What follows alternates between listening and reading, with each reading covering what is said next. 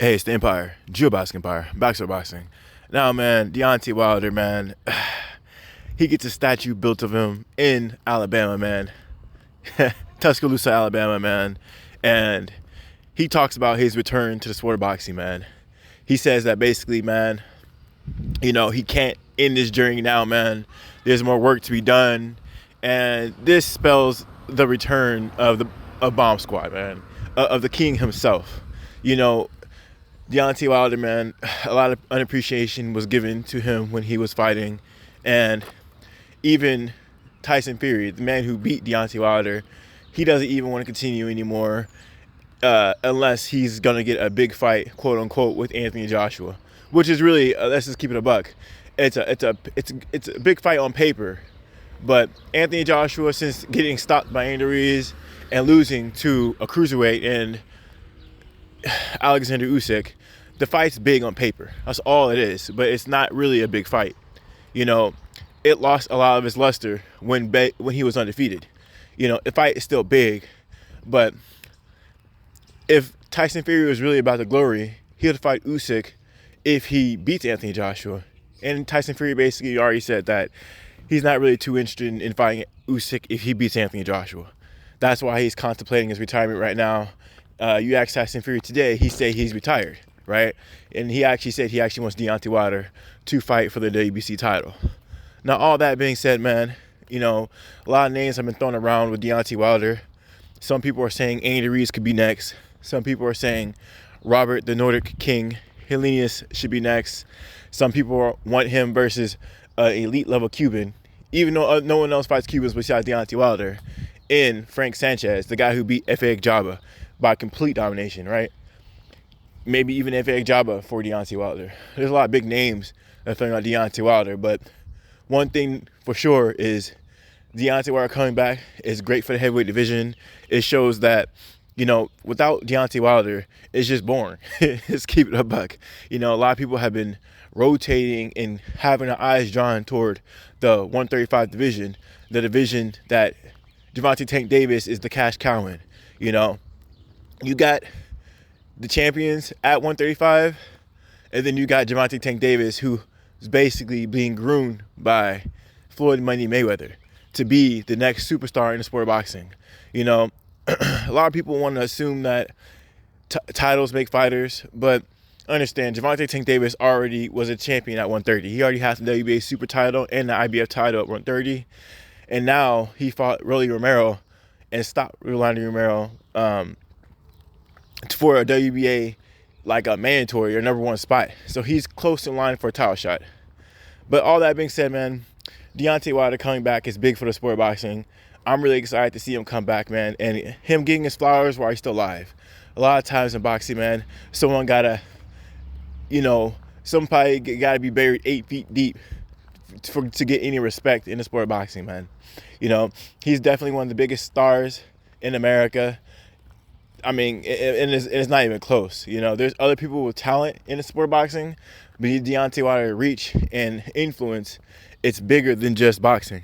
It's bigger than just boxing, right? He was on a reality TV show a few times when he was in his reign, when he was undefeated, right? I seen him on the Kevin Hart show and Dave Chappelle show, but that's for a whole nother video.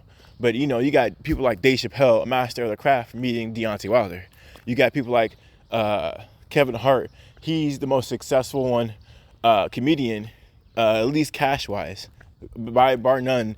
My boy Kevin Hart definitely for sure is one of the highest paid comedians probably of all time, because he does his own movies, his own skits. He does basically everything. He has his own TV network, right, and his own YouTube channel. The guy's basically doing everything under the sun. So, that being said, man, it's really rare in boxing you get fighters that get big in the black community before they get big internationally.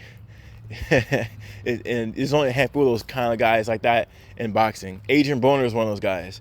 All the rappers knew Adrian Broner when he was in his prime, right? He was on tour with Drake and Lil Wayne in his prime when he was undefeated before he fought Marcus Padana. I mean, it's massive in the black community, but he was 1 or 2 steps away from blowing up worldwide. You know, this happens in the sport of boxing. You know, you got people like Eddie Hearn walking around talking about, you know, going in New York talking about, do you know Deontay Wilder? Hey, you, do you know Deontay Wilder?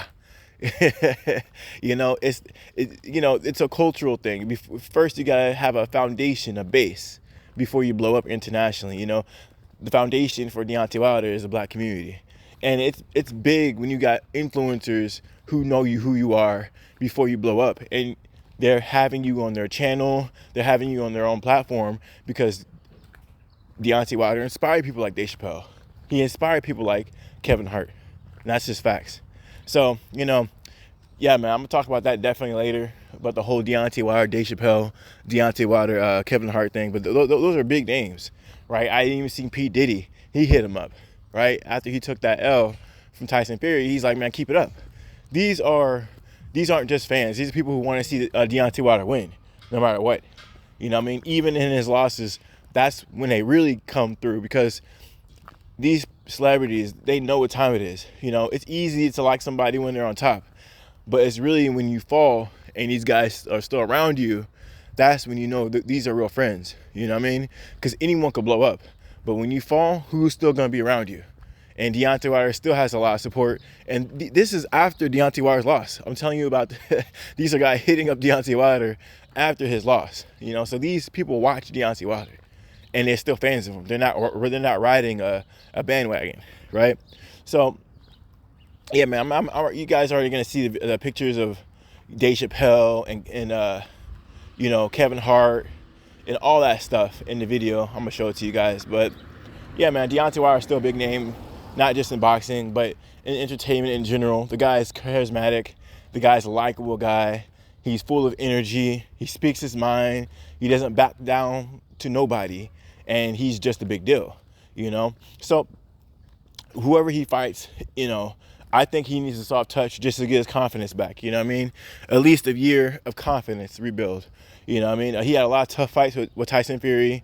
He broke his hand in the fight, and, you know, he just has to do a lot of reimagining his style, right? I think he was doing a lot of good things in Malik Scott, and when Malik Scott was training him, the game plan just went out the window when you start getting caught right in the first round. That's how Deontay Wilder was winning in the beginning. He was outboxing Tyson Fury. In the beginning, when he was throwing body shots, Tyson Fury hit him with the left hook straight right at the end of the round. And then Deontay Wilder had to get back. He has to get him back. So that game plan went out the window. But Deontay Wilder hitting Tyson Fury's body, you know, Deontay Wilder's a power puncher. That's definitely an effective style. It was working. So, you know, I would like to see Deontay Wilder just fight softer opponents so you can improve your overall boxing ability. Like I said, via body shots, via just boxing in general, without relying on that right hand. And, you know, Deontay Wilder will be in a much better place for a big name fight. So when he fights him, he can do different things. Because when you try out new tactics, it's really a bad idea to try it on an elite level guy. You know, you need to try it on some soft targets first. You know what I mean? Then you can when you think you mastered it enough, then you can try a higher level. You know, because someone who's at a high level, he's gonna see it coming from a mile away. You gotta set it up. You can't just throw it out there. So we're gonna see how this whole thing plays out with Deontay Wilder, man. But thank God he's coming back, because no one was talking about the heavyweight division, because it's in disarray right now. Deontay Wilder Deontay Wilder took an L. Anthony Joshua took an L to Alexander Usyk, and Tyson Fury's talking about leaving the division. So you really got all the big dogs that everyone was talking about. Deontay Wilder, you know, he was contemplating retirement. Anthony Joshua was over here getting beat up by Alexander Usyk, and he's over here trainerless for such a long time. He just announced his trainer in Robert Garcia, and it was just the heavyweight division was who was to talk about anymore. No one was really talking about coming back anymore. It was just weird. You know, Deontay Wilder lost, and then everything fell apart. AJ took L. Tyson Fury wants to fight MMA fighters and shit. It was wild, man. Wild stuff. So let me know how you guys feel about it, though. But I'm definitely excited for Wilder to come back, man. You know, we'll see how everything plays out. Will he take advice from Floyd Mayweather? Will he get a new trainer? Is Malik Scott not good enough? Will he get someone like a Floyd Mayweather? I think that actually might be better for Deontay Wilder. I think he should be training with Floyd Mayweather. He'll get his stamina up, his coordination up, and he'll just be a much better fighter, for sure. Anyway, let me know you guys feel about it, though. Like, comment, subscribe. This is the Empire. Geobox Empire. Peace.